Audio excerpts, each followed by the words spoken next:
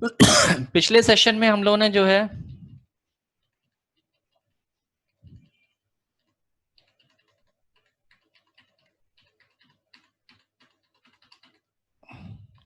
Laser printer printing process laser printer तक छोड़ा था। लास्ट सेशन हमारा जो कल वाला सेशन जो नहीं हो पाया था, तो इससे पहले का जो सेशन था उसमें लेजर प्रिंटर हमने लेजर प्रिंटर की वर्किंग तक समझा था कि लेजर प्रिंटर काम कैसे करता है और लेजर प्रिंटर का नाम लेजर प्रिंटर क्यों है। देखिए, लेजर प्रिंटर का नाम लेजर प्रिंटर एक नॉन इम्पैक्ट प्रिंटर्स की कैटेगरी में आता है और नॉन इम्पैक्ट प्रिंटर की कैटेगरी में होने की वजह से इसमें पेपर के ऊपर इम्पैक्ट यानी टक्कर किसी हैमर से नहीं डाली जाती या पिन से नहीं डाली जाती, बल्कि इसका काम करने का मैकेनिज्म अलग है। इसके काम करने के मैकेनिज्म को कई भाग में बांटा गया है। एक तो सबसे पहले ये समझना है कि आप इसके अंदर की इंक को समझिए कि इसके अंदर जो इंक पड़ती है वो पाउडर होता है, ना कि लिक्विड। किसी भी तरह का रिबन नहीं होता और किसी भी तरह की लिक्विड इंक नहीं होती, बल्कि एक पाउडर से समझिए पाउडर जैसा जो इंक है उसको कागज के ऊपर छिड़क देना है। उसके ऊपर उसके बाद उस इंक को ये इस तरह की इंक इस्तेमाल की जाती है जो कि टेल्कम पाउडर जैसी होती, मैग्नेटिक होती है ये इंक। और मैग्नेटिक इंक होने की वजह से ये इंक जो है वो कहीं पे भी जहां पे कहीं पे मैग्नेटिक फील्ड जनरेट हो रहा हो उस जगह पे ये चिपक सकती है। तो इसके लिए ये मैग्नेटिक फील्ड जो है इसके लिए एडहेसिव है। ये मैग्नेटिक टोनर इसीलिए इसका नाम मैग्नेटिक टोनर है क्योंकि ये जिस जगह पॉजिटिव वोल्टेज होगा या अपोजिट वोल्टेज होगा, जो वोल्टेज इसमें है उसका अपोजिट कहीं पे वोल्टेज होगा, तो ये उस जगह पे उस सरफेस पे अट्रैक्ट हो जाएगी और वहां चिपक जाएगी। और पार्टिकल के रूप में जब ये कहीं पे चिपकेगी तो अक्षर या कुछ कैरेक्टर्स का को फॉर्मेशन करेगी। तो इसीलिए लेजर प्रिंटर में टोनर पाउडर जैसी स्याही इस्तेमाल की जाती है। लेजर प्रिंटर जो है वो इलेक्ट्रोस्टैटिक डिजिटल प्रिंटिंग प्रोसेस अपनाता है। इलेक्ट्रोस्टैटिक मतलब स्थित विद्युत, विद्युत स्थैतिक। स्थैतिक विद्युत ऐसी विद्युत होती है जो कहीं पे जाकर के रुक जाती है, स्टोर हो जाती है और चार्ज कर देती है उस एरिया को और उस चार्ज एरिया को इस्तेमाल किया जाता है। तो लेजर प्रिंटिंग प्रोसेस अपनाया जाता है और ये हाई क्वालिटी टेक्स्ट और ग्राफिक्स प्रिंट करने के लिए यूज की जाती है। डेटा को सबसे पहले कंप्यूटर से जो भी डेटा आ रहा होता है उस डेटा को लाइट में कन्वर्ट किया जाता है, लेजर लाइट में कन्वर्ट किया जाता है, इसीलिए प्रिंटर का नाम लेजर प्रिंटर है। और लाइट में कन्वर्ट करने के बाद उस लेजर लाइट को एक बेलनाकार ड्रम के ऊपर, जिसको ओपीसी ड्रम कहते हैं, ओपीसी मतलब ऑर्गेनिक फोटो कंडक्टिव मटेरियल, तो उस ओपीसी ड्रम के ऊपर जो है वो ये लेजर लाइट डाली जाती है और जिस जगह पे वो लाइट पड़ेगी, जिस जिस एरिया में वो लाइट पड़ जाती है, वो एरिया जो है वो चार्ज हो जाता है। उसका नेगेटिव चार्ज खत्म होकर के उस जगह को पॉजिटिव चार्ज कर देता है। वो ड्रम को पहले से ही नेगेटिव चार्ज किया जाता है। जैसे ही आप प्रिंटर को ऑन करेंगे, प्रिंटर जो है ड्रम पे नेगेटिव चार्ज छोड़ देगा और जब लेजर पड़ेगी जिस एरिया में, वो एरिया पॉजिटिव चार्ज हो जाएगा। तो अगर मान लीजिए आपने एक लाइन लिखी हुई है, तो वो लाइन जो है आउटपुट के लिए इनपुट के लिए जाएगी और फिर वो इस ड्रम के ऊपर आउटपुट हो जाएगी, यानी इस ड्रम पे पूरी तरह से एक लाइन लिख करके आ जाएगी लेजर लाइट से। लेटेंट रहेगी, आंख से दिखाई नहीं देगी, इसीलिए उसको विजिबल करने के लिए उस पर टोनर चिपका दिया जाएगा। टोनर कैसे चिपकेगा? क्योंकि उसके ऊपर पॉजिटिव वोल्ट है और टोनर पे जो नेगेटिव वोल्ट है, तो टोनर जो है वो फटाक से उन एरियाज पे चिपक जाएगी जिस एरिया पे लेजर लाइट पड़ी है। अब वो एरिया टोनर पाउडर के चिपकने की वजह से विजिबल हो गया। तो जैसे एक लाइन जो है उठेगी, एक एक लाइन बाय लाइन उठ करके लेजर में बदल करके वो जिस एरियाज में पड़ती हैं उस एरिया में टोनर चिपकता जाता है और ड्रम पे अक्षर बन जाते हैं, ड्रम पे पूरी एक लाइन बन जाती है और उसके बाद इस लाइन को कागज पे ट्रांसफर कर लिया जाता है। क्योंकि इसी ड्रम के ठीक नीचे से हमारा पेपर फीडर सेक्शन रहता है और पेपर जो है वो प्रिंटर खींचता है और इसी ड्रम के नीचे से होकर के वो, तो ड्रम पे जो है वो एक लाइन खींची हुई है, लिखी हुई है और नीचे से पेपर जा रहा है तो पेपर पे हाई वोल्टेज दे करके उसको मैग्नेटिक किया जाता है, यानी पेपर जो है उस पे एक वोल्टेज दिया जाता है ताकि ये जो लाइन पेपर पे ये ड्रम पे छपी हुई है वो लाइन जो है वो कागज की तरफ अट्रैक्ट हो जाए। तो जब कागज को हैवी मैग्नेटिक फील्ड कागज में बनाया जाता है तो जिसकी वजह से जो चार्ज पार्टिकल टोनर के पहले ड्रम पे चिपके हुए हैं वो कागज पे चिपक जाते हैं और कागज पे वो अक्षर दिखाई देने लगते हैं। इस तरह से ये काम करता है। बाद में उस कागज को गर्म कर लिया जाता है, हीट कर लिया जाता है। इस तरह से लेजर प्रिंटर और फोटोकॉपियर मशीन से जब कभी भी आप कभी फोटोकॉपी कराइए और वहां से जो कागज निकलता है उसको आप पकड़ेंगे तो देखेंगे कि वो गर्म है। गर्म इसलिए है क्योंकि वो पाउडर स्याही से लिखा हुआ पेज रहता है और पाउडर स्याही जो है वो छूट भी सकती है थोड़ी देर बाद। जब तक चार्ज है तब तक तो वो कागज को पकड़े हुए है, लेकिन जैसे ही उसके अंदर का चार्ज जो है वो जाएगा तो वो कागज टोनर को छोड़ देगा। इसीलिए इसी के ही अंदर आगे एक हीटिंग सेक्शन होता है जिसको फ्यूजर सेक्शन कहते हैं और उस फ्यूजर सेक्शन में कागज को गर्म कर लिया जाता है ताकि ये जो टोनर पाउडर है ये थोड़ा सा लिक्विड, थोड़ा सा गीला हो जाए और वो कागज को परमानेंट पकड़ ले। तो इसके एक के बाद एक सेक्शन हम देखेंगे कितने तरह के सेक्शन इसमें होते हैं। फिलहाल laser printing is an electrostatic digital printing process. Laser printer एक स्थिर वैद्युतिक डिजिटल प्रिंटिंग प्रोसेस है, यानी स्थिर विद्युत का इस्तेमाल किया जाता है इसमें। इलेक्ट्रोस्टैटिक कहते हैं स्थिर विद्युत।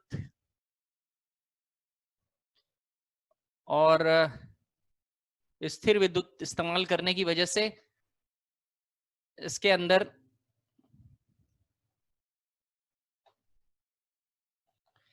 स्थिर विद्युत इस्तेमाल करने की वजह से जिस वोल्टेज को लेजर को इसके ऊपर दिया जाता है वो यहाँ पे चार्ज कर देता है। इसको इस तरह की डिजिटल प्रिंटिंग प्रोसेस को इलेक्ट्रोस्टैटिक डिजिटल प्रिंटिंग प्रोसेस कहते हैं।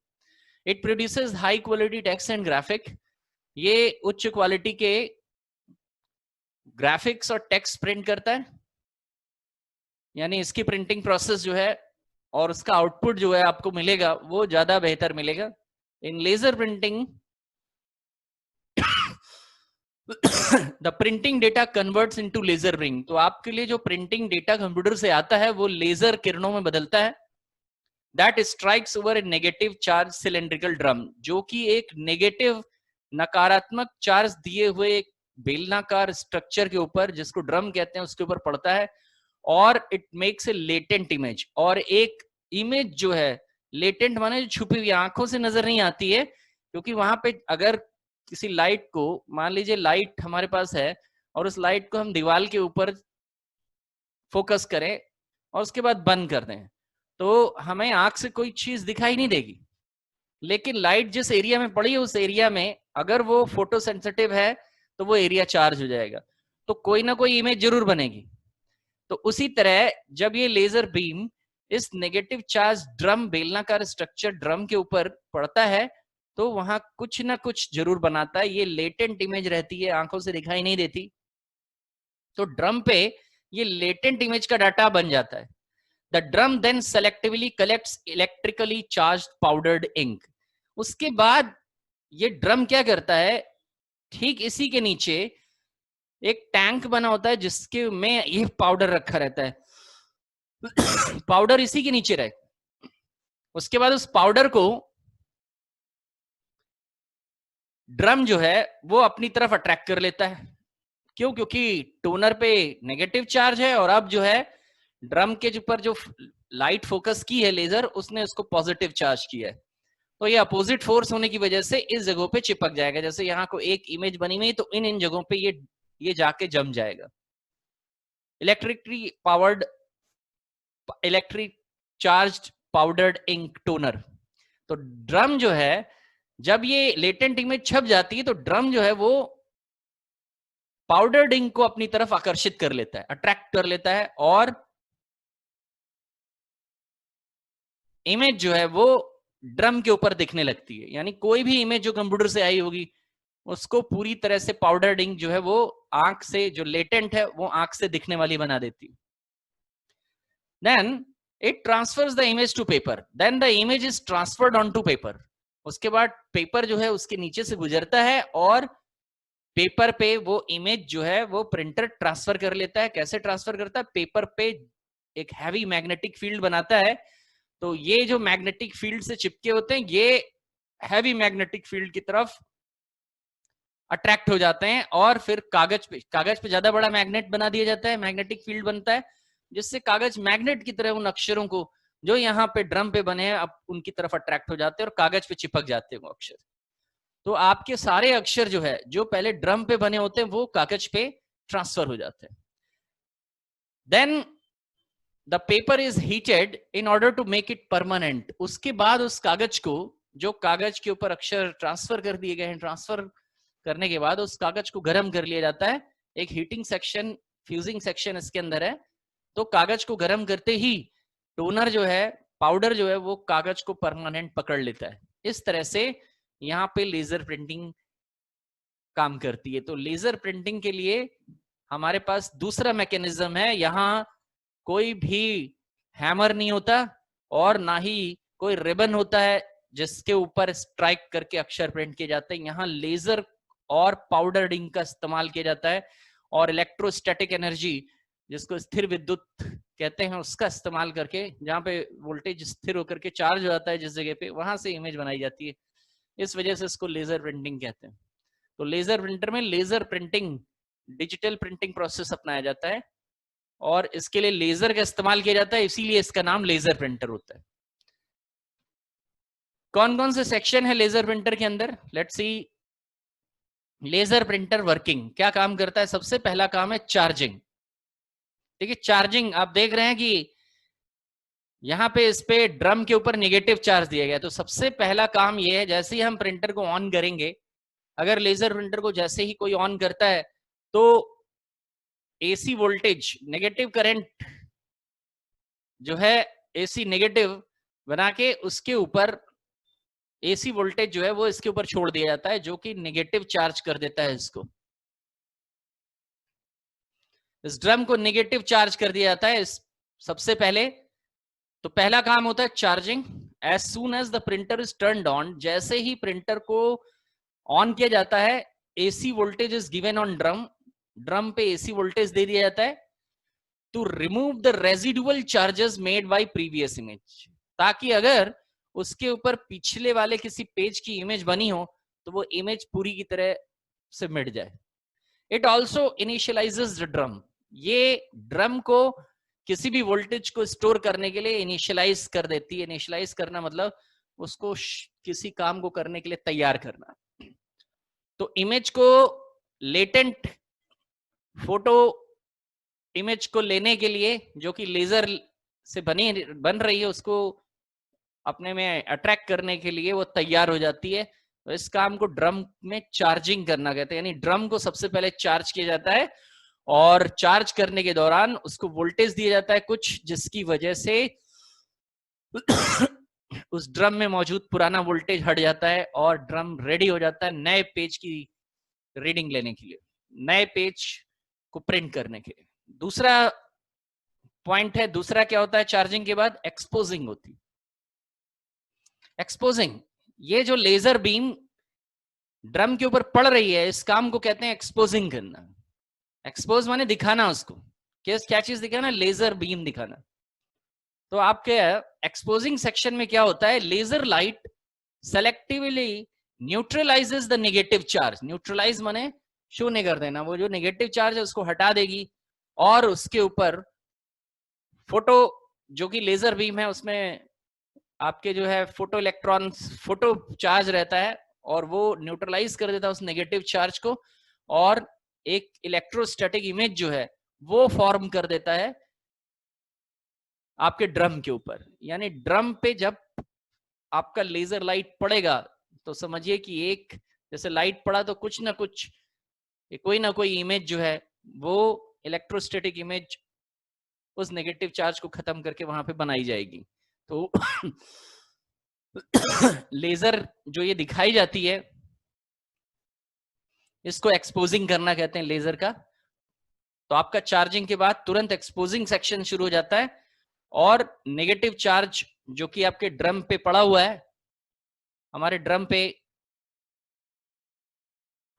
यहाँ पे नेगेटिव चार्ज पड़ा है और लाइट पड़ते ही वो पॉजिटिव चार्ज इनको हटा देता है और उस जगह पे खुद जा करके लेटेंट इमेज बना लेता है, इलेक्ट्रोस्टैटिक इमेज। तीसरा है डेवलपिंग एंड ट्रांसफरिंग करना। डेवलपिंग एंड ट्रांसफरिंग क्या है? In this process drum receives toner powder. Toner powder को ड्रम जो है वो रिसीव करता है। देखिए ड्रम के नीचे, ये जो ड्रम है, इस ड्रम के ठीक नीचे टोनर के लिए टैंक बना होता है और उस टैंक में बहुत सारा टोनर पाउडर जो है वो पड़ा हुआ रहता है। टोनर जो है रिफिल किया जाता है, टोनर की शीशी आती है बाकायदा, और वो ठीक इसके नीचे के सेक्शन में टैंक में, जैसे सेफ्टी टैंक होता है, ठीक वैसे समझ लीजिए कि घरों में सेफ्टी टैंक रहता है, तो वैसा ही एक सेफ्टी टैंक इसके नीचे रहता है ठीक, और उसमें टोनर पाउडर पहले से भरा रहता है।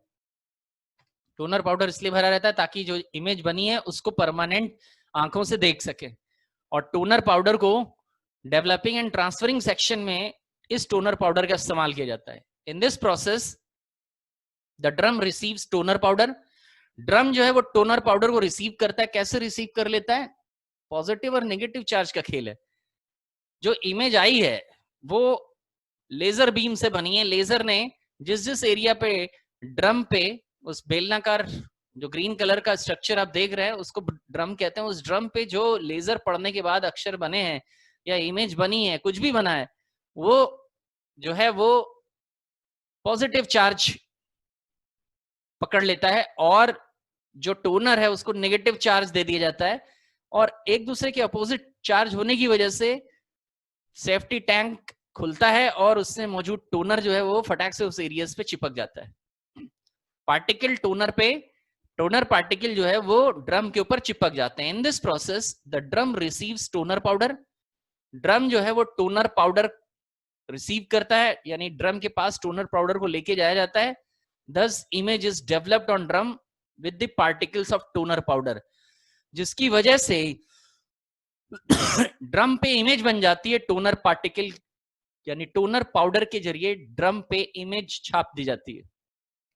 Thereafter image is transferred on white paper fed to the printer। इसके बाद ये इमेज जो कि ड्रम पे छपी हुई है, ये व्हाइट पेपर पे जो कि प्रिंटर को फीड किया गया है, प्रिंटर को फेड किया गया है। प्रिंटर आपने देखा होगा उसमें पेपर डालने के लिए एक सेक्शन होता है, पेपर फीडर सेक्शन कहते हैं। तो जो इनपुट प्रिंटर को पेपर इनपुट किया गया है, पेपर फीड किया गया है, वो paper, white paper, A4 paper, उस पे इस इमेज को जो कि ड्रम पे बनी है उस पे ट्रांसफर कर लिया थी। ट्रांसफर करने का तरीका आपको बता दिया। कहीं पे अगर कम चार्ज है और कहीं पे ज्यादा चार्ज है, तो वो चीज जो कम चार्ज में चिपकी होगी वो तुरंत ज्यादा चार्ज पे, हाई वोल्टेज वाली चीज की तरफ अट्रैक्ट हो जाती है। तो जो टोनर ड्रम पे चिपका हुआ है वो टोनर से ज्यादा बड़ा मैग्नेटिक फील्ड पेपर पे बना दिया जाता है, और पेपर एक मैग्नेट की तरह काम करता है, और जो जो टोनर जिस जिस जगह पे टोनर ड्रम पे चिपका होता है वो फटाक से कागज के ऊपर चिपक जाता है, क्योंकि कागज जो है वो मैग्नेटिक कागज हो जाता है। तो इस तरह करके पूरा मैग्नेटिज्म के जरिए इलेक्ट्रोस्टैटिक वोल्टेज को कागज पे पूरा पूरा विद टोनर पार्टिकल के साथ ट्रांसफर करके प्रिंटर जो है वो कागज पे ले लेता है, और इसको डेवलपिंग एंड ट्रांसफरिंग कहते हैं। तो पहला काम हो गया लेजर प्रिंटर में चार्जिंग। सबसे पहले चार्जिंग होती है, चार्जिंग होने के बाद एक्सपोजिंग होती है, लेजर दिखाई जाती है, जिससे फोटोरिसेप्टिव ड्रम को जो है वो इलेक्ट्रोस्टैटिक इमेज बना ली जाती है। उसके बाद डेवलपिंग एंड ट्रांसफरिंग होती है। इसके दौरान जो है वो ड्रम जो है वो टोनर पाउडर रिसीव कर लेता है, यानी टोनर पाउडर जो है वो ड्रम के ऊपर चिपक जाते हैं उसके पार्टिकल्स, और इमेज फॉर्मेशन कर लेते हैं। उसके बाद उस इमेज को व्हाइट पेपर पे ट्रांसफर कर लिया जाता है जो कि प्रिंटर को दिया गया है। चौथा है फ्यूजिंग। आपको पता है सबसे आखिरी काम यही होता है, और इसके बाद पेपर बाहर निकल आता है। फ्यूजिंग लेजर प्रिंटर का फोर्थ एंड लास्ट ऑप्शन है। जो टोनर से टोनर एक टेल्कम पाउडर जैसा मटेरियल होता है। तो अगर आप सोचिए कागज पे टोनर से पाउडर डाल करके आपने कोई अक्षर लिखा, जैसे कि रंगोली बनाई जाती है, तो रंगोली का अगर हम एग्जाम्पल ले लें रंगोली का, कि रंगोली कैसे बनती है, तो रंगोली जो है वो किसी सरफेस पे उसके ऊपर एक पाउडर छिड़क करके बनाई जाती है। ठीक वैसे ही ये पाउडर जो है वो कुछ देर के बाद छूट जाएगा कागज से। तो इससे पहले कि वो छूटे, इस मैग्नेटिक टोनर के अंदर एक और खासियत है कि अगर इसको 200 से 300 डिग्री टेम्परेचर दिया जाए तो ये थोड़ा सा लिक्विफाई हो जाता है। तो इसको फ्यूजिंग सेक्शन से गुजारते हैं। फ्यूजिंग सेक्शन लेजर प्रिंटर का कुछ इस तरह से होता है दिखने में। इस फ्यूजिंग सेक्शन में 2 रोलर लगे रहते हैं, एक का नाम है बैकिंग रोलर और एक का नाम है हॉलो रोलर। हॉलो माने खोखला रोलर। और इसके ऊपर टेफ्लॉन चढ़ी रहती है। टेफ्लॉन चढ़ी होने की वजह से इसके ऊपर कुछ चिपक नहीं सकता है। तो जब ये टोनर को प्रेशर देगा तो कुछ टोनर इस पे चिपक सकती है अगर ये नॉर्मल होता है, लेकिन इस पे टेफ्लॉन चढ़ी रहती है तो कोई भी दबाव, ये दबाव डालता है और गर्मी भी पैदा करता है। इसके अंदर इस हॉलो रोलर के भीतर एक रेडिएंट हीट लैंप लगा रहता है जिसपे 200 से 300 डिग्री सेंटीग्रेड ये गर्म होता है, जिससे ये पूरा एल्यूमिनियम का रोलर जो है वो गर्म हो जाता है और टेम्परेचर 200 डिग्री से 300 डिग्री का पैदा करता है, जिससे टोनर के संपर्क में जब ये कागज, टोनर कागज जिसमें टोनर लगी है वो इस संपर्क में आता है तो गर्म हो जाता है। तो सिर्फ टोनर को हीट करने के लिए फ्यूजिंग सेक्शन बनाया गया है। तो हॉलो रोलर जो है वो टोनर को हीट कर देता है और टोनर कागज को परमानेंट पकड़ लेता है। तो after image transferring on paper, fusing means heating process is applied on paper. जब टोनर पे टोनर की इमेज जो है, टोनर की इमेज कागज पे ट्रांसफर हो जाती है, हमारा पिछला सेक्शन कंप्लीट हो जाता है डेवलपिंग एंड ट्रांसफरिंग, तो हमारी पूरा टोनर कागज पे ट्रांसफर हो चुका है। After image transferring on paper, fusing यानी heating process is applied on paper. इसके बाद पेपर पे हीटिंग यानी फ्यूजिंग प्रोसेस अप्लाई किया जाता है। एक radiant heat lamp approximate 200 degree centigrade temperature makes the toner powder permanent bond on page। तो 200 डिग्री सेंटीग्रेड का टेम्परेचर जो कि इस रेडिएंट हीट लैंप में बनता है, ये टोनर पाउडर को परमानेंट बॉन्ड कर देता है। बॉन्ड माने चिपकाना ऑन पेज पे। तो पेज पे परमानेंट टोनर बॉन्ड हो जाती है और यूजर को कागज पे इमेज पूरी तरह से पक्की इमेज मिल जाती है। जो इमेज जो है वो छूट जाती, उसको फ्यूज करने के बाद वो इमेज कागज पे परमानेंट बन करके आ जाती है और फिर कागज बाहर आ जाता है। यानी पहले चार्जिंग हुई, उसके बाद एक्सपोजिंग हुई, फिर इमेज को जो है वो जो लेटेंट इमेज है उसको पाउडर दिखा करके इमेज को जो है वो परमानेंट बनाया गया और उसको कागज पे ट्रांसफर किया गया, कागज को फ्यूज कर लिया गया। इस तरह से 4 प्रोसेस जो है वो लेजर प्रिंट में अपनाए जाते हैं। That's all. आपके ये वाले प्रिंटर जितने हैं सारे प्रिंटर यहाँ पे खत्म हो गए। प्रिंटर हमने कहाँ से शुरू किया था? इम्पैक्ट प्रिंटर से शुरू किया था कि पहले प्रिंटर क्या होता है, इम्पैक्ट और नॉन इम्पैक्ट 2 प्रकार के प्रिंटर होते हैं। इम्पैक्ट प्रिंटर में इम्पैक्ट होता है यानी एक स्ट्राइकिंग मैकेनिज्म होता है, एक टक्कर मारने वाला मैकेनिज्म इस्तेमाल किया जाता है, चाहे हैमर हो, चाहे व्हील हो या फिर आपकी पिन्स हो और वो इंक रिबन पे टक्कर मारती हैं और जिससे इमेज कागज पे छप जाती है। तो ये इम्पैक्ट प्रिंटर्स में ये वाला तरीका अपनाया जाता है। डॉट मैट्रिक्स और लाइन मैट्रिक्स 2 प्रकार के प्रिंटर थे। डॉट मैट्रिक्स प्रिंटर में पिन मैकेनिज्म इस्तेमाल किया जाता है और पिन जो है 9 से 24 पिन होती हैं। इन पिन को जो है सीपीयू से सिग्नल दिए जाते हैं और ये पिन जो है एक एक करके रिबन पे स्ट्राइक करती हैं और अक्षर छपते हैं। डॉट मैट्रिक्स प्रिंटर के फिर हमने पार्ट्स देखे थे कि प्लेटन रोलर होता है, रिबन होता है, चार्जिंग बेल्ट होती है, प्रिंट हेड होता है, पावर सेक्शन होता है, एसएमपीएस कंट्रोल पैनल होता है।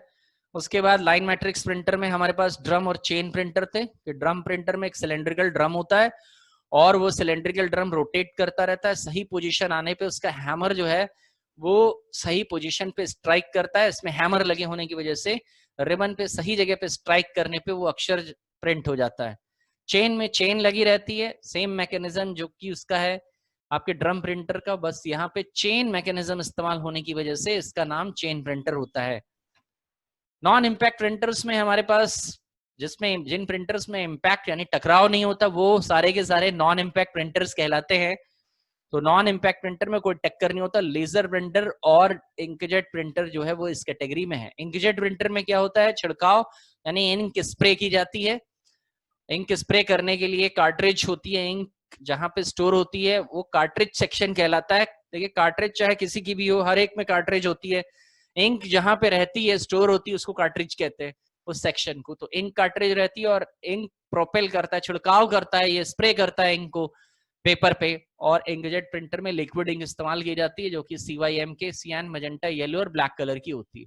मोस्ट कॉमनली इनएक्सपेंसिव और एक्सपेंसिव दोनों तरह का होता है। और इसके अंदर इंक कार्ट्रिज होती है, कैरेज बार एंड बेल्ट होता है, पावर सप्लाई एंड मदरबोर्ड होता है, कंट्रोल पैनल होता है इंकजेट प्रिंटर में। लेजर प्रिंटर आज हमने लेजर प्रिंटर बहुत इंपॉर्टेंट प्रिंटर है और लेजर प्रिंटर जो है वो एग्जाम में आ चुका है। लेजर प्रिंटर और इंकजेट और डॉट मैट्रिक्स प्रिंटर ये बहुत इंपॉर्टेंट है, लेकिन लाइन प्रिंटर भी बहुत इंपॉर्टेंट है। तो प्रिंटर का 100% सवाल आप तैयार करके रखिएगा, प्रिंटर तो आना ही आना है, इसीलिए इसके ऊपर इतनी मेहनत करी जा रही है कि लेजर प्रिंटर कैसे काम करता है। लेजर प्रिंटर का लेजर प्रिंटर में इमेज को लेजर लाइट, लेजर बीम से बनाया जाता है, इसीलिए ये लेजर प्रिंटर कहलाता है। तो कंप्यूटर से आए डेटा को लेजर लाइट में बदल करके एक इमेजिंग ड्रम के ऊपर ट्रांसफर किया जाता है जो कि OPC ड्रम होता है। और इसमें टोनर पाउडर इस्तेमाल किया जाता है। इसमें सबसे पहले चार्जिंग होती है, ड्रम को पहले चार्ज कर लिया जाता है ताकि वो पुरानी इमेज को हटा ले और नई इमेज इनिशियलाइज कर सके। उसके बाद इसमें एक्सपोजिंग सेक्शन काम करता है। एक्सपोजिंग सेक्शन में इसके ऊपर जो है वो लेजर लाइट एक्सपोज की जाती है। लेजर लाइट जहां पड़ती है वहां पे एक इलेक्ट्रोस्टैटिक इमेज बन जाती है। Then third developing and transferring होती है। इस प्रोसेस में आपके टोनर पाउडर को रिसीव करता है ड्रम और इमेज जो है वो इस ड्रम पे टोनर पार्टिकल से बन जाती है। उसके बाद इस बने हुए इमेज को पेपर पे ट्रांसफर कर लिया जाता है, वो पेपर जो कि प्रिंटर को फीड किया गया है। उसके बाद इमेज को परमानेंट बनाने के लिए फ्यूजिंग करी जाती है, यानी गर्म करने की प्रक्रिया, जलाने की प्रक्रिया की जाती है, जिसमें आपके दो रोलर होते हैं, बैकिंग और हॉलो रोलर। हॉलो रोलर खोखला होता है जो कि एल्यूमिनियम का रहता है, और बैकिंग रोलर या प्रेशर रोलर जो है वो उसके ऊपर रबड़ चढ़ी रहती है, तो वो नीचे से कागज को सपोर्ट देने के लिए ही होता है। आपके हॉलो रोलर के भीतर एक रेडिएंट हीट लैंप रहती है जो 200 से 300 डिग्री सेंटीग्रेड का टेम्परेचर उत्पन्न करती है, और जिसकी वजह से आपकी टोनर जो है वो कागज पे परमानेंट चिपक जाती है। इतना काम आपको लिखना है कि क्या क्या होता है लेजर प्रिंटर में। लेजर प्रिंटर बहुत इंपॉर्टेंट है इस बारी के लिए और ये एग्जाम में आ सकता है। प्रिंटर तो आपको सारे ही तैयार करने हैं, लेकिन उनमें से इस बार मेरे ख्याल से लेजर प्रिंटर के आने की बहुत संभावना है। तो वेरी वेरी इंपॉर्टेंट है लेजर प्रिंटर। चलिए आगे बढ़ते हैं, नेक्स्ट टॉपिक करते हैं, प्रिंटर ट्रबल शूटिंग। प्रिंटर में जो तरह तरह की प्रॉब्लम्स आती हैं वो क्या होती हैं और उसमें क्या, अगर कोई प्रॉब्लम आ जाएगी तो कैसे समझेंगे कौन सी प्रॉब्लम है और उसका क्या सोल्यूशन है। पहली प्रॉब्लम है print out from the printer are blank. जितने भी प्रिंट आउट्स निकल रहे हैं प्रिंटर से वो सबके सब ब्लैंक यानी आपने चाहे इंकजेट प्रिंटर करा हो या फिर आपने चाहे कोई भी प्रिंटर यूज करो, लेजर प्रिंटर यूज किया हो, यहाँ पे नॉन इम्पैक्ट प्रिंटर की ही प्रॉब्लम्स आ रही है, इम्पैक्ट प्रिंटर की प्रॉब्लम्स नहीं है, यहाँ सारी नॉन इम्पैक्ट प्रिंटर की ट्रबल शूटिंग है। Print out from the printer are blank, जो प्रिंटर से प्रिंट आउट आ रहा है वो सादा आ रहा है।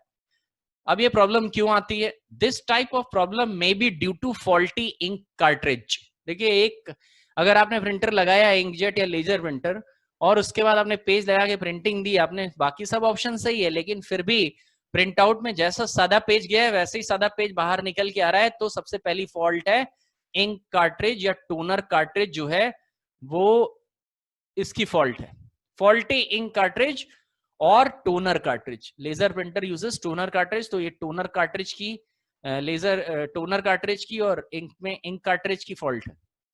Both laser and inkjet printer uses cartridges, it may be faulty. तो आपकी कार्ट्रिज में कोई फॉल्ट हो सकती है। क्या काम करेंगे, इंक कार्ट्रिज को थोड़ा सा शेक करेंगे और फिर से उसको लगा के देखेंगे, अगर आउटपुट आता है तो ठीक है, नहीं तो फिर दूसरी कार्ट्रिज लगाएंगे। फिर आपके पास कोई चारा नहीं है, या तो फिर आप कार्ट्रिज बदलिए। तो कार्ट्रिज बहुत सबसे ज्यादा फॉल्टी अगर किसी समस्या होती है तो वो कार्ट्रिज में होती है, क्योंकि उसी ने कागज पे इंक को ट्रांसफर करना है और सादा कागज आ रहा है, इसका मतलब इंक लगी नहीं रही है।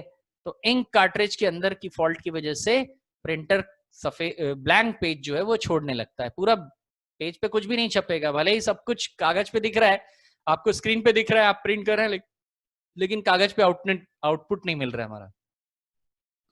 सेकेंड है colour print out is faulty. Colour print out faulty है। फॉल्टी का मतलब है जैसे CYM के कोई कलर आ रहा है और किसी में कोई कलर लाल रंग था तो लाल रंग की जगह पे कोई और रंग दिखने लग रहा है, पूरा लाल रंग नहीं दिख रहा है, कोई कलर मिसिंग हो जा रहा है। तो inkjet printer is not properly printing colour printouts, it may be due to faulty ink cartridges.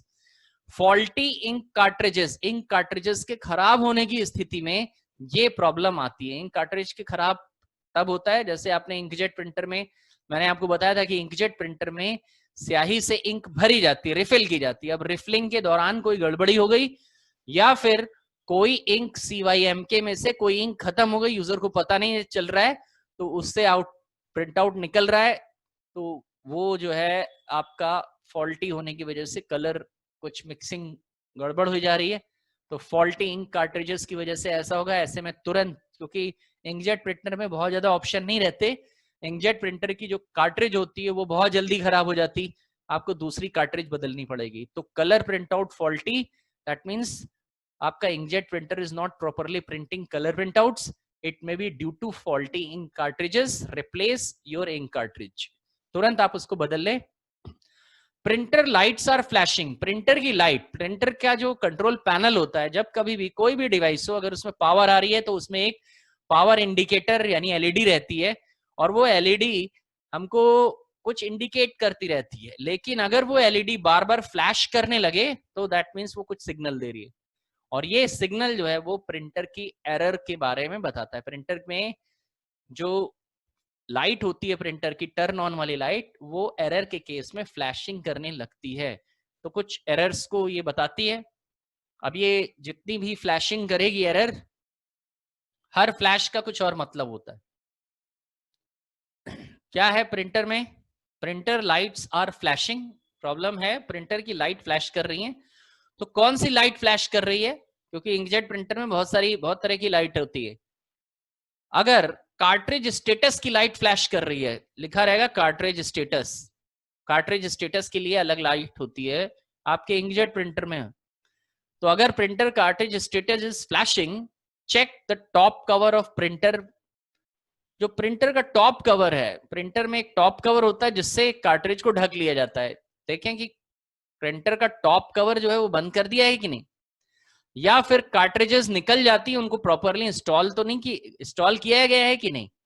तो दो प्रॉब्लम होगी, अगर प्रिंटर की कार्ट्रिज स्टेटस फ्लैश कर रहा है बार बार, तो आपको जो है देखना है कि प्रिंटर के ऊपर पूरी तरह से प्रिंटर का कवर लगा दिया गया है कि नहीं। जैसे इंकजेट प्रिंटर में यहाँ पे आपको दिखाऊं, ये हमारे पास जो है वो इंकजेट प्रिंटर है, तो ये वाला जो पोर्शन है, ये पोर्शन ऊपर उड़ जाता है और आप सामने अपनी इंक कार्ट्रिजेस को व्यू कर सकते, विजिबल कर सकते, निकाल सकते हैं, चेंज कर सकते हैं इसको उठाते ही।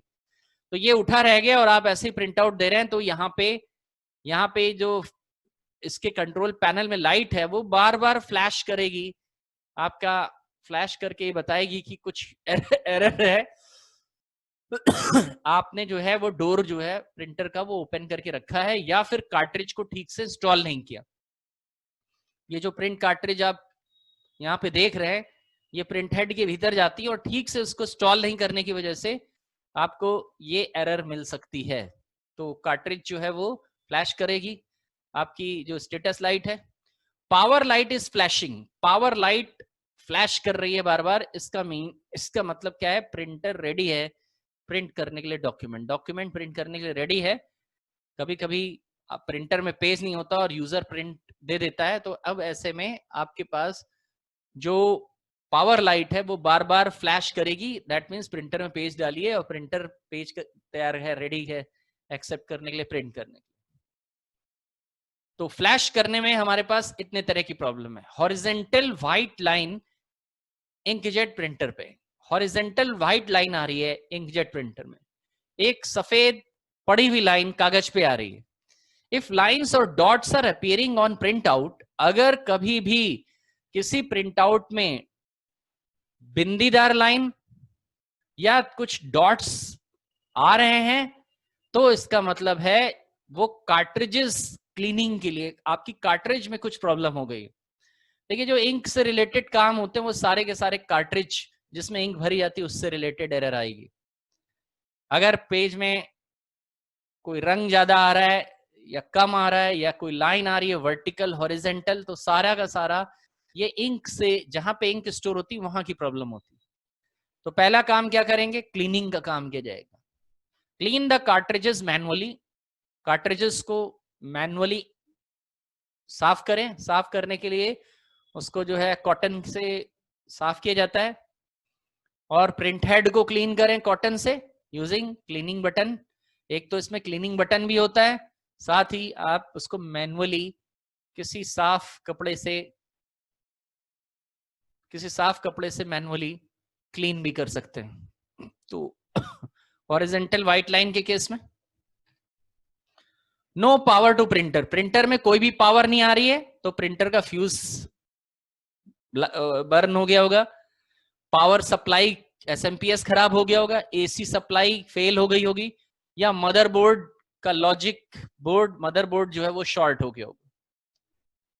Power available but not printing, तो प्रिंटर केबल नहीं इंस्टॉल होगी, प्रिंटर पोर्ट फॉल्टी होगा, प्रॉपर पेपर नहीं इंस्टॉल होगा, प्रिंटर केबल फॉल्टी हो सकती है, ड्राइवर रिलेटेड इश्यू हो सकता है। ये हो गए हमारे प्रिंटर के मुख्य प्रॉब्लम। आज का सेशन हमारा यहीं पे समाप्त होता है। नेक्स्ट सेशन अभी 5 मिनट में हम स्टार्ट करेंगे, और आज हमने ये प्रिंटर ट्रबल शूटिंग और प्रिंटर के चैप्टर को कंप्लीट करा है। आज हम इसको पूरी तरह से फिनिश करके आगे बढ़ेंगे। That's all. जैसे कि आपने पिछले सेशन में देखा था कि प्रिंटर, हमने अपने प्रिंटर सारे कंप्लीट कर लिए कि प्रिंटर जो है वो laser, inkjet, non impact, impact, कौन कौन से प्रिंटर हैं। अभी हम इस वक्त प्रिंटर ट्रबल शूटिंग पे फोकस करेंगे कि प्रिंटर में किस तरह की फॉल्ट्स आती हैं और उनका क्या सोल्यूशन होगा, किस फॉल्ट के आ जाने पे क्या होगा। प्रिंटर से प्रिंट आउट ब्लैंक आ रहा है, कलर प्रिंटर फॉल्टी आ रहा है, कलर प्रिंट आउट फॉल्टी आ रहा है हमारा, प्रिंटर की लाइट्स फ्लैशिंग कर रही हैं। पिछले सेशन में हमने इन सब के बारे में जिक्र किया था कि क्या वजह है कि ये आउटपुट आ रहा है। Horizontal white line inkjet printer पे हॉरिजेंटल व्हाइट लाइन आ रही है, तो जब कभी भी प्रिंट आउट गड़बड़ आता है, मतलब प्रिंट आउट निकल रहा है लेकिन आउटपुट गड़बड़ आ रहा है और इंक से रिलेटेड आउटपुट गड़बड़ आ रहा है, तो दैट मीन्स वो कार्ट्रिज की फॉल्ट होती है, चाहे वो लेजर प्रिंटर हो या इंकजेट प्रिंटर। अगर प्रिंट आउट ठीक से नहीं आ रहा है, डॉट्स वगैरह अपीयर हो रहे हैं, लाइनें वर्टिकल हॉरिजेंटल पड़ी हुई दिख रही हैं, दैट मीन्स 100% वो कार्ट्रिजेस की फॉल्ट होती है। एक आधी केस ऐसा होगा जो कोई और सेक्शन फॉल्टी होगा। सबसे पहले तो क्लीनिंग होगी, या तो अगर लेजर प्रिंटर में है तो उसके ड्रम्स वगैरह खराब हो गए हैं, या फिर कार्ट्रिज को क्लीन करने की जरूरत है। तो क्लीनिंग की वजह ना होने की वजह से, क्लीनिंग अगर सही तरीके से नहीं हुई है तो क्लीनिंग ना होने की वजह से इस तरह की फॉल्ट आती है कि आपके इंकजेट में व्हाइट लाइन, हॉरिजॉन्टल लाइन जो है वो प्रिंट कर रही है,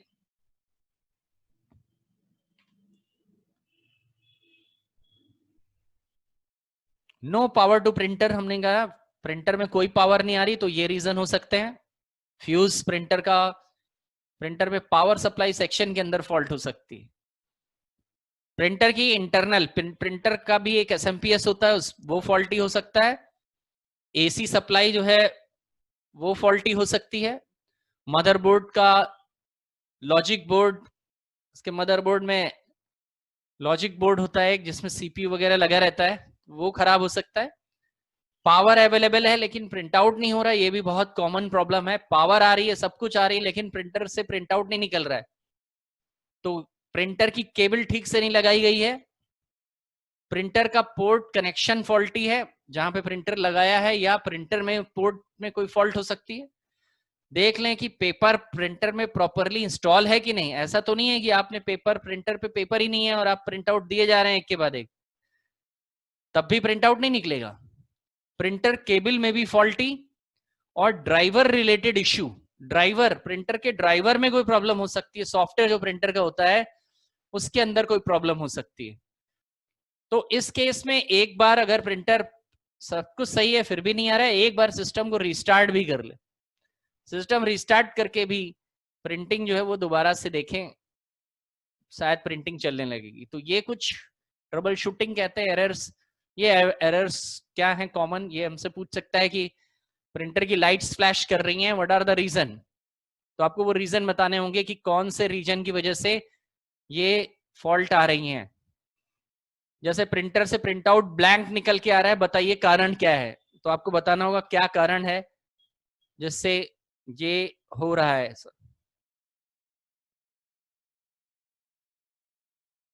क्यों ऐसा हो रहा है?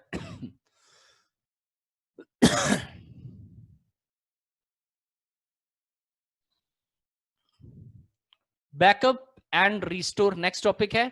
यहां प्रिंटर हमारा खत्म होता है। Backup and restore operation. Backup और रिस्टोर क्या चीज होती है? देखिए, बैकअप, हमारा प्रिंटर पीछे कंप्लीट हो गया, ध्यान रखिए प्रिंटर बहुत इंपॉर्टेंट है। उसी तरह बैकअप एंड रिस्टोर भी काफी इंपॉर्टेंट टॉपिक है इसका। बैकअप एंड रिस्टोर ऑपरेशंस किसको कहते हैं? बैकअप।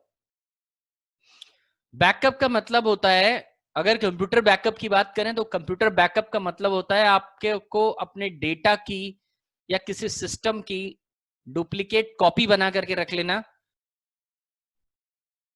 डुप्लीकेट कॉपी बना के रखना ताकि अगर कभी जरूरत पड़े तो उसको इस्तेमाल किया जा सके, इसको कहते हैं बैकअप करना। So the backup means making copies of your data. अगर डेटा के संदर्भ में देखें, डेटा के रेफरेंस में देखें, तो बैकअप का मतलब होता है डेटा की कॉपी बना के रख लेना। These additional copies can be used to restore the original in case you lose the data.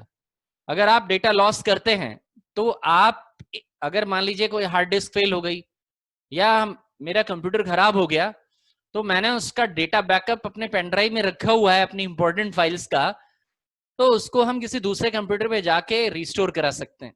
Backup इसलिए लिया जाता है। These additional copies are called backup copies. इन्हीं additional copies को backup copy कहा जाता है। Backups are normally stored in different computer. Backup को कहां रखा जाता है? किसी दूसरे कंप्यूटर पे रखेंगे बैकअप को, हमेशा उसी कंप्यूटर पे नहीं रखेंगे। जिस कंप्यूटर का आप बैकअप ले रहे हैं, अगर आपने उसको उसी कंप्यूटर पे रखा तो वो कंप्यूटर कभी भी खराब हो सकता है। Different locations. The backups are primarily useful for following two purposes. Backups are normally stored in different computer. First of all, backup को किसी दूसरे कंप्यूटर में रखा जाता है सामान्य परिस्थिति में स्टोर करके। और दूसरा, बैकअप निम्नलिखित वजहों से, निम्नलिखित दो वजह यहां पे बता रहा है कि दो वजह ऐसी हैं जिसकी वजह से बैकअप आप करके रखेंगे। पहला, to restore the computer to an operational state following a disaster. अगर कोई डिजास्टर या कोई इस तरह का घटना हो जाए जिससे हमारा कंप्यूटर खराब हो जाए, उसको हम लोग डिजास्टर बोलते हैं।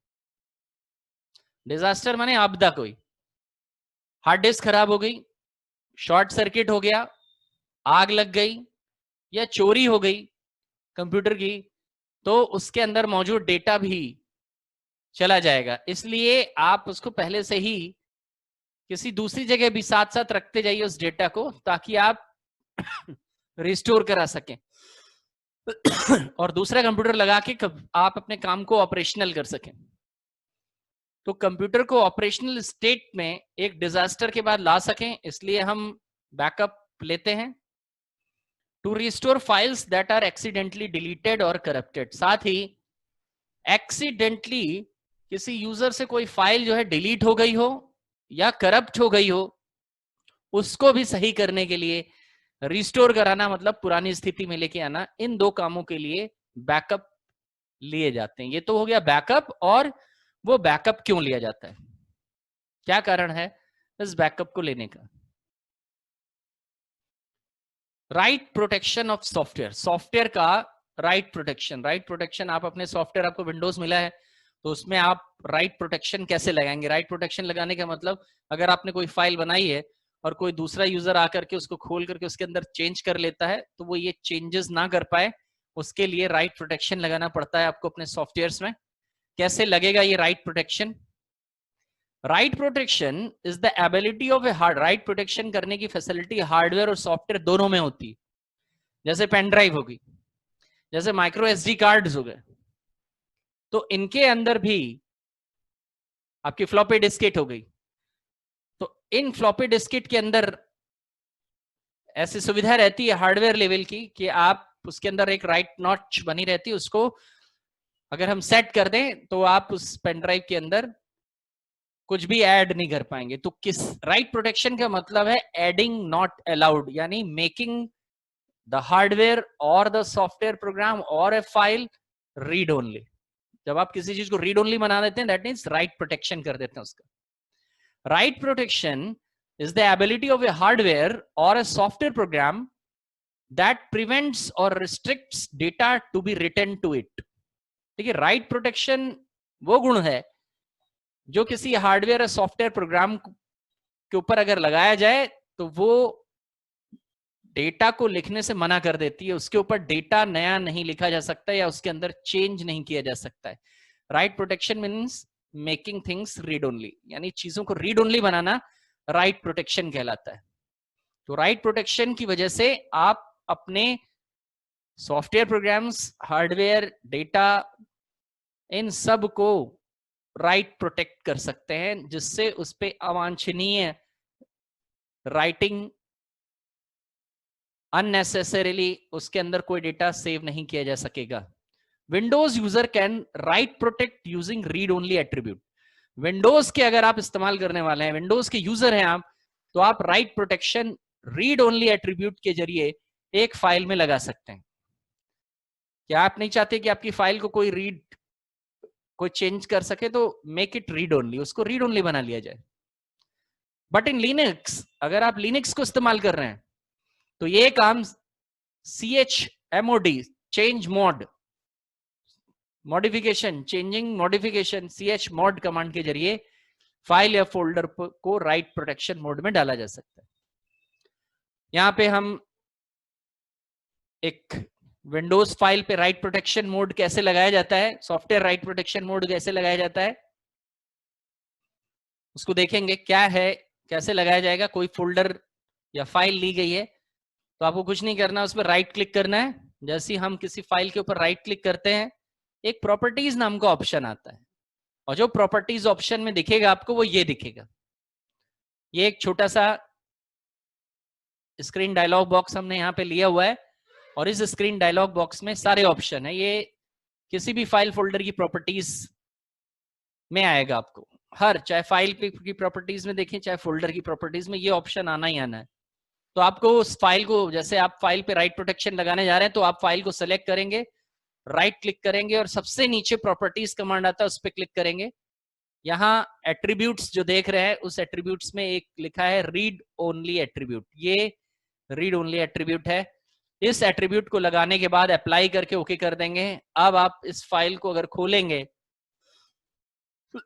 उसके अंदर कुछ चेंज करने की कोशिश करेंगे तो विंडोज चेंज नहीं करने देगा, कहेगा इट इज रीड ओनली। तो रीड ओनली बनाने का मतलब ही है राइट प्रोटेक्शन डालना उसके ऊपर। It is software based right protection. File के ऊपर डाल सकते हैं, फोल्डर के ऊपर डाल सकते हैं। Next, right protection on floppy disk, यानी हार्डवेयर है फ्लॉपी डिस्क। तो हार्डवेयर लेवल राइट प्रोटेक्शन कैसे करेंगे? देखिए, राइट प्रोटेक्शन करने की सुविधा जो है वो हर स्टोरेज मीडिया में या डिवाइस में नहीं होती है। ये भी एक बहुत बड़ी बात है, वो ध्यान रखनी है। ऐसा नहीं है हार्ड ड्राइव के अंदर ये सुविधा नहीं होती, लेकिन कुछ माइक्रो एसडी कार्ड और फ्लॉपी डिस्क में तो ये सुविधा है, उनको राइट प्रोटेक्शन मोड में डाला जा सकता है। कैसे डालेंगे? ये एक फ्लॉपी डिस्क हमारे सामने दिख रही है। इस फ्लॉपी डिस्क को पहले स्ट्रक्चर समझ लें। फ्लॉपी डिस्क जिस तरह से आज टुडे नाउअडेज हम लोग पेन ड्राइव यूज करते हैं तो माइक्रोसॉफ्ट डॉस यानी एमएस डॉस के समय में हमारे पास फ्लॉपी डिस्किट हुआ करती थी। सबसे पहले पेन ड्राइव की जगह पे ये इस्तेमाल होती थी और इसकी स्टोरेज कैपेसिटी 1.44 MB। तो इस फ्लॉपी डिस्किट में राइट कॉर्नर के साइड पे एक राइट प्रोटेक्शन नॉच बनी होती थी। एक छोटा सा पॉइंट दिया रहता है और वो राइट प्रोटेक्शन नॉच कहलाता है। ये नॉच ऊपर नीचे दोनों साइड पे, ये तो अप है, डाउन जा सकती है, और नीचे अप कर सकते हैं, ऊपर और डाउन, दो डायरेक्शन में ये अभी राइट प्रोटेक्ट कर दी है और इसको नीचे कर देंगे, ये डाउन हो जाएगी। बस इसको एक नाखून से पकड़ करके ऊपर और नीचे करना होता है और राइट प्रोटेक्ट हो जाएगी। ऑफ और ऑन दोनों स्टेज में इसको। तो right protection of file in floppy disk, floppy disk में राइट प्रोटेक्शन कैसे किया जाता है? To protect a data file in floppy disk, user can enable disable write protection by moving write protection notch. Floppy disk जैसे hardware device में right protection not जो कि floppy disk में मौजूद होती है, उसके जरिए उसको मूव अप और डाउन करके किया जाता है। It makes it protected and unprotected again. तो मूव अप और मूव डाउन करके, आपने मूव अप कर दिया, मूव डाउन कर दिया, मूव अप कर दिया, प्रोटेक्ट हो गई, मूव डाउन कर दिया, प्रोटेक्शन ऑफ हो गई। तो अगर हमने इसको मूव अप करा है यानी प्रोटेक्ट कर दिया है, तो आप इस फ्लॉपी के अंदर से डेटा रीड तो कर सकते हैं, यानी देख लेंगे इसको। आप सीडी रोम की तरह इस्तेमाल करेंगे, इसका फ्लॉपी डिस्क ड्राइव अलग आता है और उसके अंदर इस फ्लॉपी डिस्क को लगाने के बाद आप इसके अंदर के कंटेंट देख सकेंगे अगर आपने राइट प्रोटेक्शन लगा दिया। लेकिन अगर कोई अपनी फाइल सेव करना चाहें या इस फ्लॉपी डिस्क से कोई फाइल डिलीट करना चाहें तो वो नहीं कर पाएंगे, because the floppy disk has been protected तब तक जब तक राइट प्रोटेक्शन नॉच को अप किया गया है। उसको डाउन कर देंगे वो फिर से नॉर्मल हो जाएगी। तो नॉर्मल स्टेज में रहती है, उसको अप या डाउन करना यूजर के है कि यूजर उसको राइट प्रोटेक्टेड करना चाहता है या फिर उसको ऐसे ही अनप्रोटेक्टेड छोड़ना चाहता है। इनेबल डिसेबल करके राइट प्रोटेक्शन नॉच को user can make it protected and unprotected again. ये है right protection of file in floppy disk. User can enable disable right protection, user जो है वो राइट प्रोटेक्शन को इनेबल डिसेबल कर सकता है। Moving right protection notch of floppy disk, इसके लिए उसको राइट प्रोटेक्शन नॉच को फ्लॉपी डिस्क के अप एंड डाउन करना होता है, जिसके जरिए इसको प्रोटेक्टेड और अनप्रोटेक्टेड दोनों किया जा सकता है। नेक्स्ट, एमएस विंडोज का डिलीट प्रोटेक्शन। एमएस विंडोज में क्या विंडोज के अंदर भी कोई और यूटिलिटी या कोई और ऐसा प्रोग्राम होता है जो फाइल को डिलीट होने से रोक सकता है? यस, दरअसल डॉस और विंडोज के बीच में क्लोज रिलेशनशिप है। यही डॉस ऑपरेटिंग सिस्टम को मॉडिफाई करके विंडोज को आगे जीयूआई प्लेटफॉर्म में बदला गया।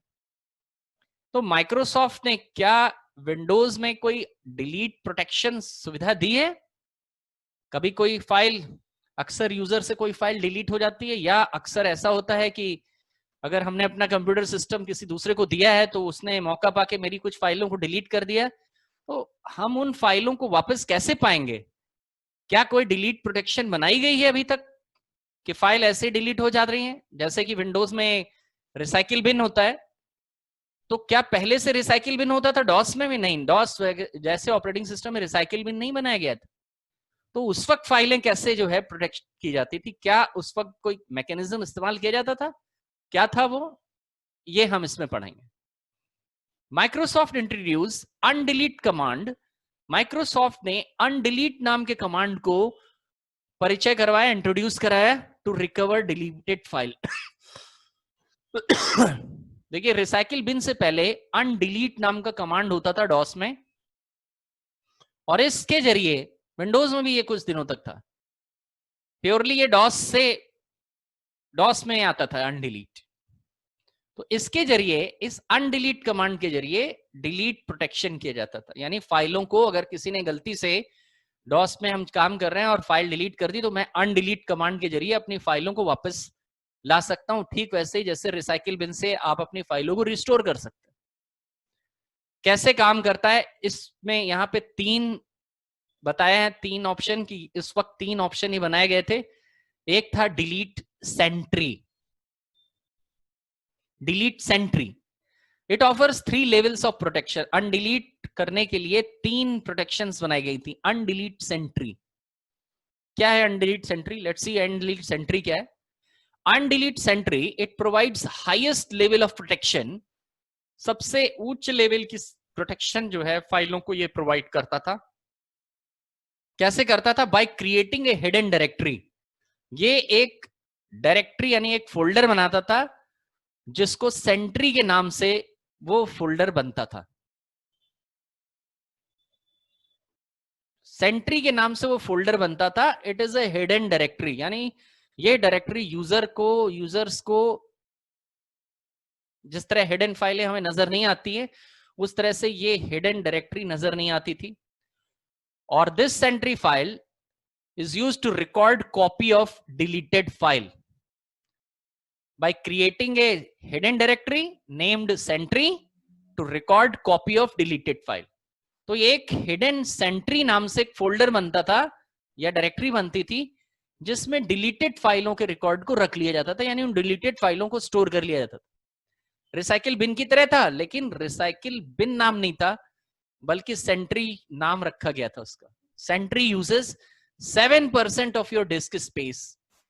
अब आपने जो भी हार्ड डिस्क लिया है उसका 7% हिस्सा आपका वो इस डिलीट सेंट्री में चला जाता था, और जो भी फाइल डिलीट करते थे वो इस सेंट्री फोल्डर जो हिडन है उसके अंदर आपको ये भेज देता था। यूजर को पता नहीं लगता था कि ऐसा हुआ है। जैसे आज हम फाइल डिलीट करते हैं तो हमें मैसेज मिलता है कि आप इन फाइलों को जो है रिसाइकिल बिन में भेजना चाहते हैं। सेंट्री फाइलों को डिलीट करते फाइल सेंट्री में चली जाएगी।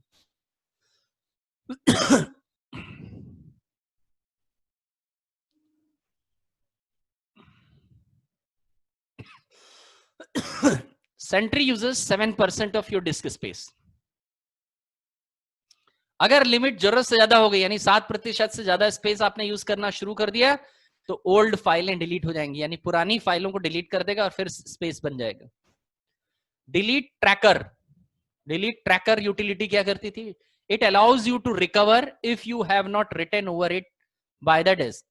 देखिए, अगर आपने कोई फाइल डिलीट करी तो ये, और उसको जो है उसके ऊपर ओवरराइटिंग नहीं कर रखी है, आपने बार बार फाइलों को ओवरराइट नहीं कर रखा है, उसको डिलीट करिए तो ये उसको रिकवर कर लेगा। यानी बार बार ओवरराइट नहीं करना आपको फाइल के अंदर, ऐसी फाइलों को ये तुरंत रिकवर कर लेगा। Standard undelete, this command of MS-DOS recovers user deleted files. Undelete नाम का एक तो डिलीट सेंट्री, डिलीट ट्रैकर और अनडिलीट। अनडिलीट जो है वो MS-DOS का फाइल रिकवरी, पूरी तरह से फाइल रिकवरी करने के लिए सॉफ्टवेयर बनाया गया। तो डिलीट प्रोटेक्शन विंडोज ने भी दी है और फाइलों को रिकवर किया जा सकता है। आज हम रिसाइकिल बिन यूज करते हैं, बट पुराने समय में ये वाली रिकवरी फाइलों को रिकवर करने के लिए माइक्रोसॉफ्ट में, विंडोज में और डॉस में ये तरीका अपनाया गया था। नेक्स्ट,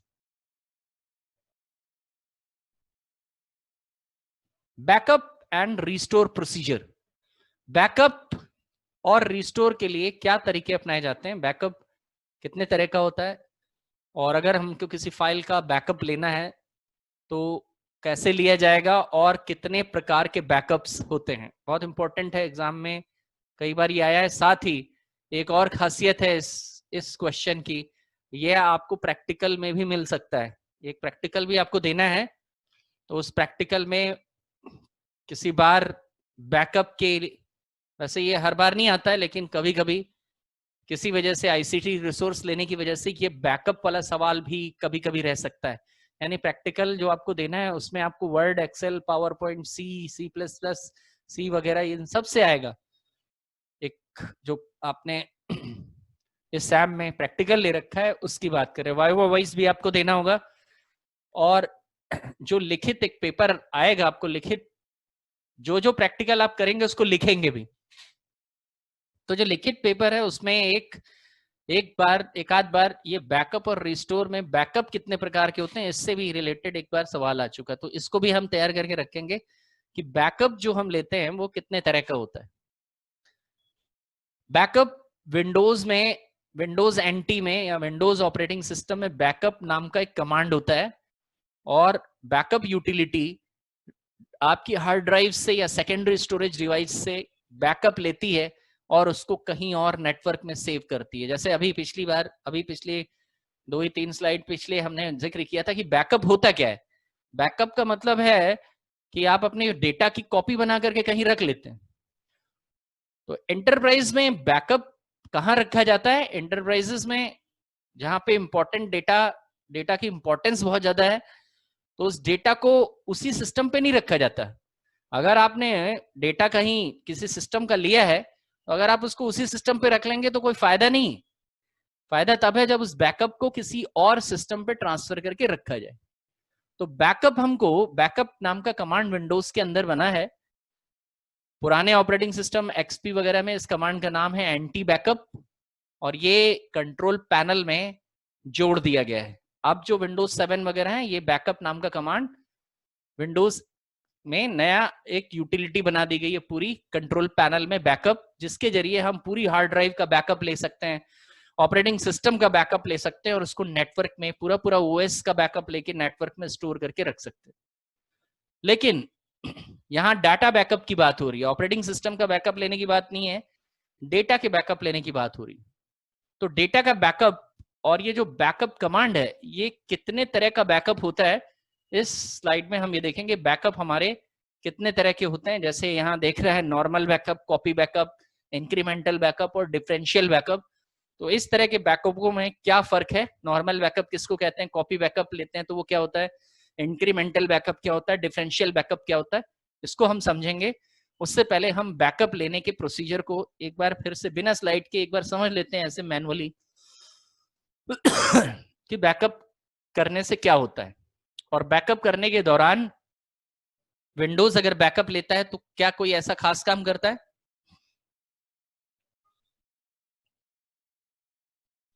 तो जब कभी भी किसी फाइल का बैकअप लिया जाता है, जैसे आप किसी फाइल का बैकअप लेंगे बैकअप कमांड के जरिए, ऐसे simple control C control V से नहीं, कंट्रोल सी कंट्रोल वी से भी बैकअप लिया जाता है, लेकिन उसको एक्चुअल में बैकअप करना नहीं कहते, वो कॉपी पेस्ट करना हो गया। एक तरीका वही है, लेकिन बैकअप को बैकअप कमांड के जरिए अगर आप लेंगे तो कुछ अलग बात करी जाएगी।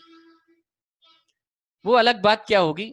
वो अलग बात ये होगी कि जब कभी भी कोई फाइल आपके कंप्यूटर में बनती है, चाहे आप उसको टेक्स्ट फाइल बनाएं, कैसी भी फाइल बनाएं, जैसे ही कोई फाइल आपके सिस्टम में बनेगी, उस फाइल के भीतर उसका एट्रीब्यूट जो है वो सेट हो जाएगा। एट्रीब्यूट, फाइलों के एट्रीब्यूट, फाइलों के 3-4 एट्रीब्यूट होते हैं। कौन कौन से? फाइल के एट्रीब्यूट होता है रीड ओनली एट्रीब्यूट, दूसरा एट्रीब्यूट होता है हिडन, तीसरा एट्रीब्यूट होता है सिस्टम फाइल, और चौथा एट्रीब्यूट होता है आर्काइव एट्रीब्यूट, जिसको कहते हैं ए। तो जब कभी भी विंडोज में कोई फाइल बनती है, उसके ऊपर आर्काइव यानी ए एट्रीब्यूट वो पहले से ही लगा होता है। आर्काइव एट्रीब्यूट जो कि विंडोज पेरेंटल है, पेरेंटल एट्रीब्यूट है, यानी विंडोज जब कभी भी कोई फाइल आप उसके अंदर बनाएंगे उस पे ऑटोमेटिकली आर्काइव एट्रीब्यूट जो है वो लग जाएगा, और ये एट्रीब्यूट इस बात की निशानी होगी कि इस फाइल का बैकअप नहीं लिया गया है। इसके लिए हमारे पास एट्रिब नाम का कमांड होता है। जैसे कि यहां मैं आपको एग्जाम्पल में दिखा देता हूं कि जब कभी भी कोई फाइल बनती है उसके ऊपर एट्रीब्यूट कैसे चेक किया जाएगा कि कौन सा एट्रीब्यूट लग रहा है और ये एट्रीब्यूट देखा कैसे जाता है। तो हमने यहाँ पे एक फाइल, मैं आपको फाइल बना के दिखा रहा हूं और आपको चेक करा दूंगा कि ये एट्रीब्यूट होता कैसा है। तो एक फाइल हमने यहाँ बनाई डॉस में, सिंपल कॉपी कॉन करके, आपको पता होगा कॉपी कॉन करके हम कोई फाइल बना लेते हैं। तो एक फाइल हमने यहाँ बनाई a.txt, कॉपी कॉन a.txt, और इसके अंदर हमने एक लाइन जोड़ दी और सेव कर दी। कंट्रोल जेड से ये फाइल सेव हो गई। नाम क्या है इसका? a.txt। dir करेंगे तो ये फाइल मुझे दिखाई देगी। देखिए ये है ये फाइल a.txt, लेकिन इसका एट्रीब्यूट dir करने से नहीं दिखाई देगा। इसके ऊपर कौन सा एट्रीब्यूट लगा है? इसके ऊपर आर्काइव एट्रीब्यूट लगा है। आर्काइव एट्रीब्यूट एक मार्क होता है जो ये बताता है इस फाइल का बैकअप नहीं लिया गया। आप देखिए एट्रिब, और इसका नाम मैं रखूंगा ठीक, एट्रिब कमांड के जरिए किसी भी फाइल का एट्रीब्यूट चेक किया जाता है। तो हमने कहा a.txt एट्रिब, आप देखिए कि इसके आगे a लगा हुआ है, ये दिख रहा है साफ साफ, ये एट्रीब्यूट्स है। एट्रीब्यूट आपको बताया 3-4 तरह का होता है। a archive attribute, r read only attribute, h hidden attribute, s system file attribute. तो r, h, s और a उसमें से a एट्रीब्यूट यानी आर्काइव एट्रीब्यूट या आर्काइव मार्क, इसको मार्क कहते हैं, ये इस बात की निशानी है ये फाइल अभी अभी बनी है और इसके ऊपर कोई भी बैकअप कमांड नहीं चलाया गया है। इस तरह से विंडोज को यह बात पता रहती है कि इस फाइल का बैकअप, इस फाइल के ऊपर बैकअप कमांड नहीं चलाया गया है। इस फाइल के ऊपर बैकअप कमांड नहीं चलाया गया है। अब इस ए एट्रीब्यूट का क्या रोल है? जब कभी भी हम इस फाइल का बैकअप लेंगे, जैसे a.txt का बैकअप मैंने बैकअप कमांड से लिया, तुरंत ये ए एट्रीब्यूट यहां से हट जाएगा, रिमूव हो जाएगा।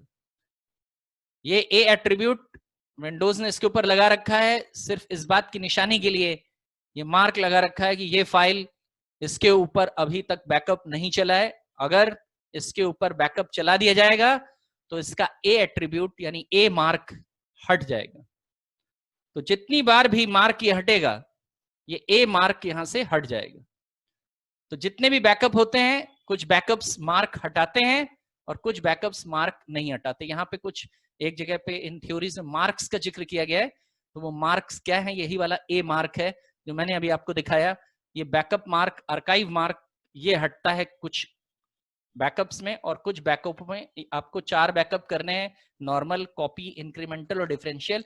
तो किसमें ये ए मार्क हटता है और किसमें नहीं, उसको हमें यहाँ पे जिक्र करना है। सबसे पहले हम ऊपर देख लेते हैं कि बैकअप कितने तरह के होते हैं।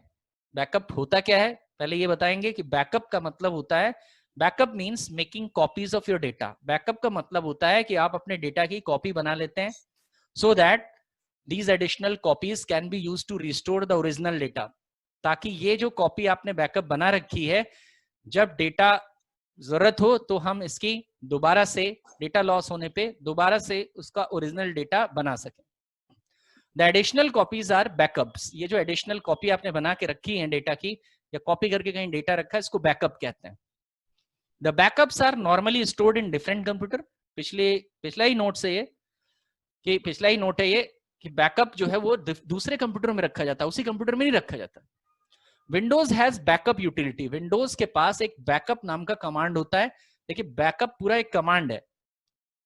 विंडोज एक्सपी 2003 में इसका नाम था एंटी बैकअप, जो कि अब हटा दिया गया है, और उसकी जगह पे अब विंडोज 7 में कंट्रोल पैनल के अंदर बैकअप यूटिलिटी दे दी गई पूरी।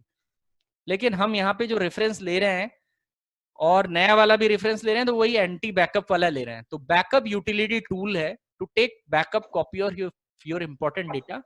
विंडोज के पास एक बैकअप नाम का टूल होता है जिसकी मदद से आप बैकअप ले लेते हैं अपने इंपॉर्टेंट डेटा की, which can be restored when need be, जिसके जरिए जो बैकअप लिया गया है उसको आवश्यकता पड़ने पे वापस रिस्टोर किया जा सकता है। रिस्टोर मतलब पुनः उसी स्थिति में लाया जा सकता है। कोई फाइल डिलीट हो गई, फोल्डर डिलीट हो गया आपका इंपॉर्टेंट, आपने बैकअप से रिस्टोर कमांड चलाया तो वो फाइल वापस निकल करके आ जाएगी आपकी। लेकिन बैकअप होते कितने तरह के हैं इनको समझना जरूरी है कि बैकअप जब आप लेंगे इससे तो ये आपसे पूछेगा किस प्रकार का बैकअप चलाना है। तो यहां हमको पता होना चाहिए हर एक बैकअप क्या काम करता है। यानी अगर आप विंडोज को यूज कर रहे हैं और बैकअप नाम का कमांड यूज कर रहे हैं तो आपको पता होना चाहिए कितने तरह से बैकअप लेता है। सबसे पहला बैकअप है नॉर्मल बैकअप। क्या होता है नॉर्मल बैकअप? बैकअप अगर आप नॉर्मल सेट कर देंगे, बैकअप जब ये कमांड चलाया जाता है तो इसकी बैकअप टाइप सेट करना पड़ता है, और बैकअप टाइप जो सेट रहेगा पहले से वो रहेगा नॉर्मल, यानी इसमें नॉर्मल बैकअप पहले से ही लगा रहेगा। क्या करता है, what it does, backs up the files you selected. ये उन सारी फाइलों को, जैसे आपके पास 10,000 फाइल्स हैं तो उन 10,000 फाइल्स को अगर हम कॉपी और पेस्ट करेंगे, मान लीजिए हमारे पास 10,000 फाइलें हैं और उनको मैंने पेन ड्राइव में कॉपी किया, तो 10,000 की फाइलों का जब कॉपी पेस्ट आप करेंगे तो 10,000 फाइल का 10,000 फाइल इधर मिलेगा। लेकिन बैकअप में एक अंतर ये भी है कि बैकअप में अगर आप 10,000 फाइल का बैकअप कमांड के जरिए बैकअप लेंगे तो एक सिंगल फाइल बनती है, compressed, highly compressed single file. ये कैबिनेट या आर्काइव होता है, समझिए एक तरह की अलमारी बनती है और उसके अंदर 10,000 फाइल्स इस अलमारी के अंदर पहुंच जाएंगी और वो कंप्रेस हो जाएगा, यानी 10,000 फाइल का सिर्फ एक फाइल बनेगा।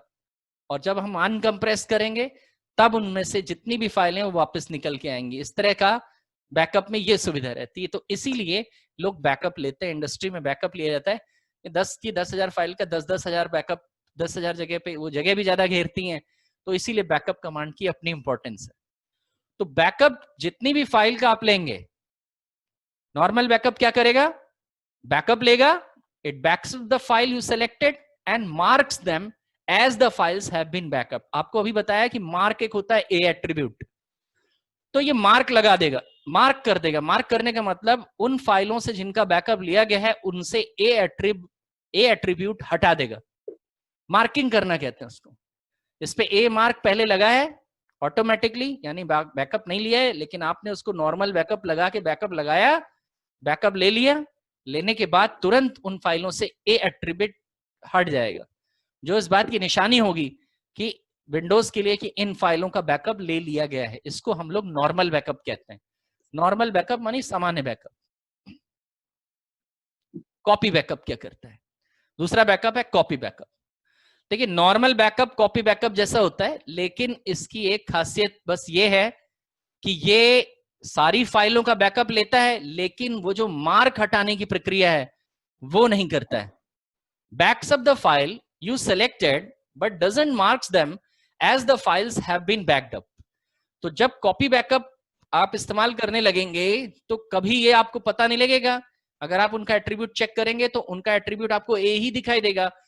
तो यूजर को अगर कोई ए एट्रीब्यूट लगा के चेक करके देखना चाहता है तो उसको ये पता ही नहीं लगेगा कि भाई इसका बैकअप तो लिया ही नहीं गया है, उसको ए एट्रीब्यूट पुरानी जगह पे दिखेगा। तो इन दोनों बैकअपों में से ये नॉर्मल बैकअप ज्यादा प्रेफर किया जाता है। क्यों? क्योंकि कॉपी बैकअप तो लेता है but it doesn't mark them as the files have been backed up. ये उस ए एट्रीब्यूट को हटाता नहीं है, जो इस बात की निशानी होती है कि इनका बैकअप लिया गया है कि नहीं लिया गया है। तीसरा बैकअप है इंक्रीमेंटल बैकअप। देखिए इंक्रीमेंटल और डिफरेंशियल, जब बार बार बैकअप लेना हो तो यही दोनों बैकअप लिए जाते हैं, इन दोनों बैकअप्स को अवॉइड किया जाता है। इंक्रीमेंटल बैकअप क्या होता है? Backups a file that changed since the last backup and marks them as backed up. Incremental backup तभी बैकअप लेता है जब बैकअप फाइल फर्स्ट टाइम ये नॉर्मल बैकअप की तरह काम करता है, लेकिन सेकेंड टाइम जब उन फाइलों के अंदर कोई चेंज किया गया है, अगर उन फाइलों के अंदर या उस लोकेशन में या उन फाइलों के अंदर, जैसे मान लीजिए सी ड्राइव का बैकअप लिया तो सी ड्राइव के अंदर अगर कल मान लीजिए कल बैकअप लिया था और आज आप बैकअप लेने जा रहे हैं और सी ड्राइव के अंदर आज से कल में कोई भी फाइल स्टोर नहीं की गई है, तो वो बैकअप लेगा ही नहीं। क्यों? क्योंकि उसके पास ऑलरेडी कल का बैकअप है, कल की सिचुएशन का बैकअप है, कल उसमें कोई फाइल सेव नहीं हुई, आज भी कोई फाइल सेव नहीं है, तो दोबारा उसका बैकअप प्रोसेस, तो एक बार बैकअप प्रोसेस चलता है, इट टेक्स टाइम। अगर 10,000 फाइल का बैकअप लेना है तो उसको कम से कम 1 से 2 घंटे 3 घंटे या इतना समय देना पड़ेगा, डिपेंड करता है प्रोसेसिंग स्पीड की और सॉफ्टवेयर की। तो बैकअप लेने में टाइम वेस्ट नहीं करता। क्यों? क्योंकि डेटा तो चेंज हुआ नहीं। तो इंक्रीमेंटल और डिफरेंशियल बैकअप तब बैकअप लेते हैं जब डेटा के अंदर कुछ चेंज होता है। यानी अगर हमारे पास कल का बैकअप है और आज उस बैकअप में कोई चेंज नहीं किया गया है, तो उस बैकअप को लेने से कोई फायदा नहीं है। वो बैकअप प्रोसेस को अबॉर्ट कर देते हैं या ओमिट कर देते हैं, क्योंकि उनके पास ऑलरेडी पिछले दिन का बैकअप है। तो इस वजह से लार्ज क्वांटिटी में इंक्रीमेंटल और डिफरेंशियल बैकअप प्रेफर किए जाते हैं। इंक्रीमेंटल और डिफरेंशियल बैकअप फर्स्ट टाइम जब बैकअप लेते हैं तो नॉर्मल बैकअप जैसा ही काम करते हैं। Incremental backup backup the file that change since the last backup, और ये मार्क लगा देता है। डिफरेंशियल बैकअप में क्या है, ये भी बैकअप लेता है चेंज होने पे डेटा के, लेकिन इनके ऊपर मार्क नहीं लगाता। तो इस तरह से नॉर्मल, कॉपी, इंक्रीमेंटल और डिफरेंशियल 4 प्रकार के बैकअप्स जो है वो इंडस्ट्रियल प्रोग्राम्स जो होते हैं बैकअप लेने के, वो लेते हैं। आज का सेशन हमारा यहीं पे समाप्त होता है और आज हमने जो है बैकअप और रिस्टोर प्रोसीजर देखा। That's all for today.